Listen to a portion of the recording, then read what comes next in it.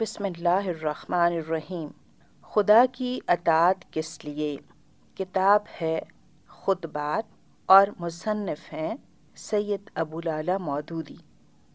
اسلام اللہ اور رسول صلی اللہ علیہ وآلہ وسلم کی اطاعت کا نام ہے، اور آدمی مسلمان بن ہی نہیں سکتا جب تک کہ وہ اپنی خواہشات کی، رسم و رواج کی، دنیا کے لوگوں کی، غرض ہر ایک کی اطاعت چھوڑ کر اللہ اور اس کے رسول کی اطاعت نہ کرے۔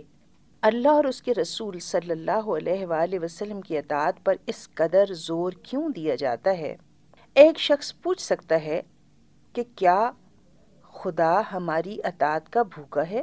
نعوذ باللہ، کہ وہ ہم سے اس طرح اپنی اور اپنے رسول کی اطاعت کا مطالبہ کرتا ہے؟ کیا نعوذ باللہ خدا کو بھی دنیا کے حاکموں کی طرح اپنی حکومت چلانے کی ہوس ہے کہ جیسے دنیا کے حاکم کہتے ہیں ہماری اطاعت کرو، اسی طرح خدا بھی کہتا ہے کہ میری اطاعت کرو؟ آج اسی کا جواب دیا جائے گا۔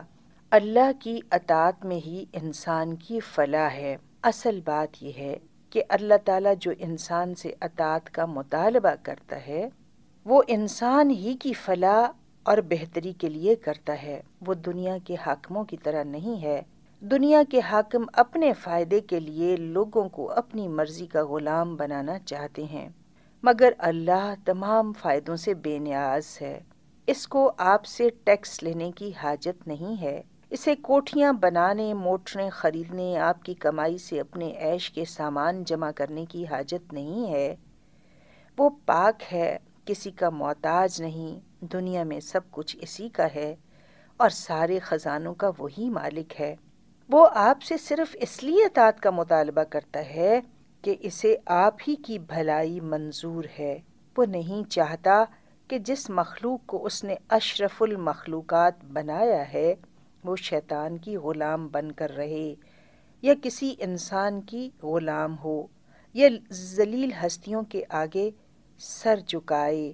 وہ نہیں چاہتا کہ جس مخلوق کو اس نے زمین پر اپنی خلافت دی ہے وہ جہالت کی تاریکیوں میں بھٹکتی پھرے اور جانوروں کی طرح اپنی خواہشات کی پیروی کر کے اسفل السافلین میں جا گرے۔ اس لیے وہ فرماتا ہے کہ تم ہماری اطاعت کرو، ہم نے اپنے رسولوں کے ذریعے سے جو وحی بھیجی ہے اس کو لے کر چلو، پھر تم کو سیدھا راستہ مل جائے گا اور تم اس راستے پر چل کر دنیا میں بھی عزت اور آخرت میں بھی عزت حاصل کر سکو گے۔ قرآن پاک میں اللہ تعالیٰ فرماتے ہیں لا اکراہ فی الدین، دین میں کوئی زبردستی نہیں۔ قد تبین الرشد من الغی، ہدایت کا راستہ جہالت کے ٹیڑھے راستوں سے الگ کر کے صاف صاف کر کے دکھا دیا گیا۔ فمن یکفر بالطاغوت، اب تم میں سے جو کوئی جھوٹے خداؤں اور گمراہ کرنے والے آقاؤں کو چھوڑ کر وَيُؤْمِن بِاللَّهِ، ایک اللہ پر ایمان لے آیا، فَقَدِ اسْتَمْسَكَ بِالْعُرْوَةِ الْوُثْقَىٰ، اس نے ایسی مضبوط رسی تھامی لَا انفصام لَهَا، جو کبھی ٹوٹنے والی نہیں ہے۔ وَاللَّهُ سَمِيعٌ عَلِيمٌ، اور وہ سب کچھ سننے اور جاننے والا ہے۔ اللہ ولی الذین آمنوا یخرجہم من الظلمات الی النور، جو لوگ ایمان لائیں ان کا نگہبان اللہ ہے، وہ ان کو اندھیروں سے نکال کر روشنی میں لاتا ہے۔ والذین کفروا، اور جو لوگ کفر کا طریقہ اختیار کریں، اولئک والذین کفروا اولیاؤہم الطاغوت، ان کے نگہبان اور ان کے جھوٹے خدا اور گمراہ کرنے والے آقا ہیں۔ یخرجونہم من النور الی الظلمات، وہ ان کو روشنی سے نکال کر اندھیروں میں لے جاتے ہیں۔ اولئک اصحاب النار، وہ دوزخ میں جانے والے ہیں۔ ہم فیہا خالدون، جہاں وہ ہمیشہ رہیں گے۔ سورۃ بقرہ کی آیت 256 اور 257۔ غیر اللہ کی اطاعت گمراہی۔ اب دیکھیے اللہ تعالیٰ کے سوا دوسروں کی اطاعت سے آدمی اندھیرے میں کیوں چلا جاتا ہے اور اس کی کیا وجہ ہے کہ روشنی صرف اللہ ہی کی اطاعت سے مل سکتی ہے۔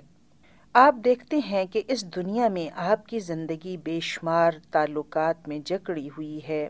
سب سے پہلے تعلق تو آپ کا اپنے جسم کے ساتھ ہے۔ یہ ہاتھ، یہ پاؤں، یہ آنکھیں، یہ کان، یہ زبان، یہ دل اور دماغ، یہ پیٹ، سب آپ کی خدمت کے لیے اللہ نے آپ کو دیے ہیں۔ آپ کو یہ فیصلہ کرنا ہے کہ ان سے کس طرح خدمت لیں۔ پیٹ کو کیا کھلائیں اور کیا نہ کھلائیں، ہاتھوں سے کیا کام لیں اور کیا نہ لیں، پاؤں کو کس راستے پر چلائیں اور کس راستے پر نہ چلائیں، آنکھ اور کان سے کس قسم کے کام لیں اور کس قسم کے نہ لیں، زبان کو کن باتوں کے لیے استعمال کریں، دل میں کیسے خیالات رکھیں، دماغ سے کیسی باتیں سوچیں۔ ان سب خادموں سے آپ اچھے کام بھی لے سکتے ہیں اور برے بھی۔ یہ آپ کو بلند درجے کا انسان بھی بنا سکتے ہیں اور جانوروں سے بھی بدتر درجے میں پہنچا سکتے ہیں۔ پھر آپ کے تعلقات اپنے گھر کے لوگوں سے بھی ہیں۔ باپ، ماں، بہن، بھائی، بیوی، اولاد اور دوسرے رشتہ دار ہیں جن میں آپ کا رات دن کا تعلق ہے۔ یہاں آپ کو یہ فیصلہ کرنا ہے کہ ان سے آپ کس طرح کا برتاؤ کریں، ان پر آپ کا کیا حق ہے اور آپ پر ان کا کیا حق ہے۔ ان کے ساتھ ٹھیک ٹھیک برتاؤ کرنے ہی سے دنیا اور آخرت میں آپ کی راحت، خوشی اور کامیابی ہوگی۔ اگر آپ غلط برتاؤ کریں گے تو دنیا کو اپنے لیے جہنم بنا لیں گے، اور دنیا ہی میں نہیں بلکہ آخرت میں اللہ کے سامنے بھی سخت جواب دہی آپ کو کرنی ہوگی۔ پھر آپ کے تعلقات دنیا کے بے شمار لوگوں سے ہیں۔ کچھ لوگ آپ کے ہمسائے ہیں، کچھ آپ کے دوست ہیں، کچھ آپ کے دشمن ہیں، بہت سے وہ لوگ بھی ہیں جو آپ کی خدمت کرتے ہیں۔ کسی سے آپ کو کچھ لینا ہے اور کسی کو کچھ دینا۔ کوئی آپ پر بھروسہ کر کے اپنے کام آپ کے سپرد کرتا ہے، کسی پر آپ خود بھروسہ کر کے اپنے کام اس کے سپرد کرتے ہیں۔ کوئی آپ کا حاکم ہے اور کسی کے آپ حاکم ہیں۔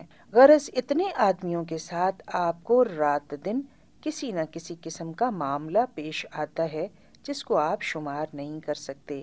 دنیا میں آپ کی مسرت، آپ کی کامیابی، آپ کی عزت اور نیک نامی کا سارا انحصار اس پر ہے کہ یہ سارے تعلقات جو میں نے آپ کے سامنے بیان کیے ہیں صحیح اور درست ہوں۔ اسی طرح آخرت میں اللہ کے ہاں بھی آپ صرف اسی وقت سرخرو ہو سکتے ہیں کہ جب اپنے مالک کے سامنے آپ حاضر ہوں تو اس حال میں نہ جائیں کہ کسی کا حق آپ نے مار رکھا ہو، کسی پر ظلم کیا ہو، کوئی آپ کے خلاف وہاں نالش کرے، کسی کی زندگی خراب کرنے کا وبال آپ کے سر پر ہو، کسی کی عزت یا جان یا مال کو آپ نے ناجائز طور پر نقصان پہنچایا ہو۔ لہٰذا آپ کو یہ فیصلہ کرنے کی ضرورت بھی ہے کہ ان بے شمار تعلقات کو درست کس طرح رکھا جائے اور ان کو خراب کرنے والے طریقے کون سے ہیں جن سے پرہیز کیا جائے۔ اب آپ غور کیجئے کہ اپنے جسم سے، اپنے گھر والوں سے اور دوسرے تمام لوگوں سے صحیح تعلق رکھنے کے لیے ہر قدم پر علم کی روشنی درکار ہے۔ قدم قدم پر آپ کو یہ معلوم کرنے کی ضرورت ہے کہ صحیح کیا ہے اور غلط کیا، حق کیا ہے اور باطل کیا، انصاف کیا ہے اور ظلم کیا، کس کو حق دینا ہے اور کس کا آپ پر کتنا حق ہے، اور کس چیز میں حقیقی فائدہ ہے اور کس چیز میں حقیقی نقصان۔ یہ علم اگر آپ خود اپنے نفس کے پاس تلاش کریں گے تو وہاں یہ نہ ملے گا، اس لیے کہ نفس تو خود جاہل ہے، اس کے پاس خواہشات کے سوا کیا دھرا ہے۔ وہ تو کہے گا شراب پیو، حرام کھاؤ کیونکہ اس میں بڑا مزہ ہے، وہ تو کہے گا سب کا حق مار کھاؤ اور کسی کا حق ادا نہ کرو کیونکہ اس میں فائدہ ہی فائدہ ہے، لے لیا سب کچھ اور دیا کچھ نہیں۔ وہ تو کہے گا کہ سب سے اپنا مطلب نکالو اور کسی کے کچھ کام نہ آؤ کیونکہ اسی میں نفع بھی ہے اور آسائش بھی۔ ایسے جاہل کے ہاتھ میں جب آپ اپنے آپ کو دے دیں گے تو وہ آپ کو نیچے کی طرف لے جائے گا یہاں تک کہ آپ انتہا درجے کے خود غرض، بد نفس اور بدکار ہو جائیں گے اور آپ کی دنیا اور دین دونوں خراب ہوں گے۔ دوسری صورت یہ ہے کہ آپ نفس کی بجائے اپنے ہی جیسے دوسرے انسانوں پر بھروسہ کریں اور اپنی باغ ان لوگوں کے ہاتھ میں دے دیں کہ جدھر وہ چاہیں ادھر آپ کو لے جائیں۔ اس صورت میں یہ خطرہ ہے کہ ایک خود غرض آدمی کہیں آپ کو اپنی خواہش کا غلام نہ بنا لے، یا ایک جاہل آدمی خود بھی گمراہ ہو اور آپ کو بھی گمراہ کر دے، یا ایک ظالم آپ کو اپنا ہتھیار بنائے اور دوسروں پر ظلم کرنے کے لیے آپ سے کام لے۔ غرض یہاں بھی آپ کو علم کی وہ روشنی نہیں مل سکتی جو آپ کو صحیح اور غلط کی تمیز بتا سکتی ہے اور دنیا کی اس زندگی میں ٹھیک ٹھیک راستہ پر چلا سکے۔ حقیقی ہدایت صرف اللہ کی طرف سے ہے۔ اس کے بعد صرف ایک اللہ کی وہ ذات رہ جاتی ہے جہاں سے یہ روشنی آپ کو مل سکتی ہے۔ اللہ علیم اور بصیر ہے، وہ ہر چیز کی حقیقت کو جانتا ہے۔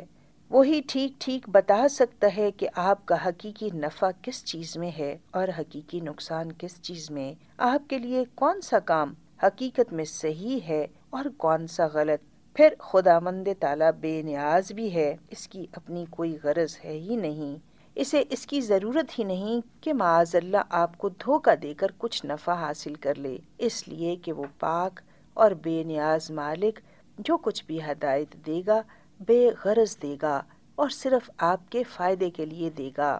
پھر اللہ تعالیٰ عادل بھی ہے، ظلم کا اس کی ذات میں شائبہ بھی نہیں، اس لیے وہ سراسر حق کی بنا پر حکم دے گا۔ اس کے حکم پر چلنے میں اس بات کا کوئی خطرہ نہیں کہ آپ خود اپنے اوپر یا دوسرے لوگوں پر کسی قسم کا ظلم کر جائیں۔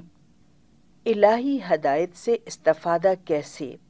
یہ روشنی جو اللہ تعالیٰ کی طرف سے ملتی ہے، اس سے فائدہ اٹھانے کے لیے دو باتوں کی ضرورت ہے۔ ایک یہ کہ اللہ پر اور اس کے رسول پر جس کے واسطے سے یہ روشنی آ رہی ہے سچے دل سے ایمان لائیں، یعنی آپ کو پورا یقین ہو کہ اللہ کی طرف سے اس کے رسول پاک صلی اللہ علیہ وآلہ وسلم نے جو کچھ ہدایت دی ہے وہ بالکل برحق ہے، خواہ اس کی مصلحت آپ کی سمجھ میں آئے یا نہ آئے۔ دوسرے یہ کہ ایمان لانے کے بعد آپ اس کی اطاعت کریں، اس لیے کہ اطاعت کے بغیر کوئی نتیجہ حاصل نہیں ہو سکتا۔ فرض کیجئے ایک شخص آپ سے کہتا ہے کہ فلاں چیز زہر ہے، مار ڈالنے والی ہے، اسے نہ کھاؤ۔ آپ کہتے ہیں بے شک تم نے سچ کہا، یہ زہر ہی ہے، مار ڈالنے والی چیز ہے، مگر یہ جاننے اور ماننے کے باوجود آپ اس چیز کو کھاتے جاتے ہیں۔ ظاہر ہے اس کا نتیجہ وہی ہوگا جو نہ جانتے ہوئے کھانے کا ہوتا ہے۔ ایسے جاننے اور ماننے سے کیا حاصل؟ اصل فائدہ تو اسی وقت حاصل ہو سکتا ہے جب آپ ایمان لانے کے ساتھ اطاعت بھی کریں، جس بات کا حکم دیا گیا اس پر فقط زبان ہی سے آمنا اور صدقنا نہ کہیں بلکہ اس پر عمل بھی کریں، اور جس بات سے روکا گیا ہے اس سے پرہیز کرنے کا زبانی اقرار ہی نہ کریں بلکہ اپنے اعمال میں بھی اس سے پرہیز بھی کریں۔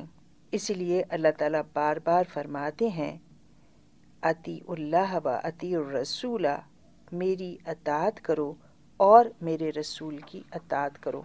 وہ لوگ جو ہمارے رسول صلی اللہ علیہ وآلہ وسلم کے حکم کی خلاف ورزی کرتے ہیں، ان کو ڈرنا چاہیے کہ کہیں وہ کسی آفت میں نہ پڑ جائیں۔ یہ سورۃ نور کی آیت نمبر 63 ہے۔ اللہ اور رسول کی اطاعت کا مطلب یہ کہا جا رہا ہے کہ صرف اللہ اور اس کے رسول ہی کی اطاعت کرنی چاہیے۔ اس کا مطلب آپ یہ نہ سمجھ لیں کہ آپ کو کسی آدمی کی بات ماننی ہی نہیں۔ دراصل اس کا مطلب یہ ہے کہ آپ آنکھیں بند کر کے کسی کے پیچھے نہ چلیں بلکہ ہمیشہ یہ دیکھتے رہیں کہ جو شخص آپ سے کسی کام کو کہتا ہے وہ اللہ اور اس کے رسول کے حکم کے مطابق کہتا ہے یا اس کے خلاف۔ اگر مطابق کہتا ہے تو اس کی بات ضرور ماننی چاہیے، کیونکہ اس صورت میں آپ اس کی اطاعت نہیں کر رہے، یہ تو دراصل اللہ اور اس کے رسول کی اطاعت ہے، اور اگر وہ حکم خدا اور رسول کے خلاف کہتا ہے تو اس کی بات اس کے منہ پر مار دینے کے لائق ہے، خواہ وہ کوئی بھی ہو، کیونکہ آپ کے لیے خدا اور اس کے رسول کے سوا کسی کے حکم کی اطاعت جائز نہیں۔ وآخر الدعوانا الحمد للہ رب العالمین۔ کتاب کا نام ہے خطبات اور مصنف ہیں سید ابو العالیٰ مودودی۔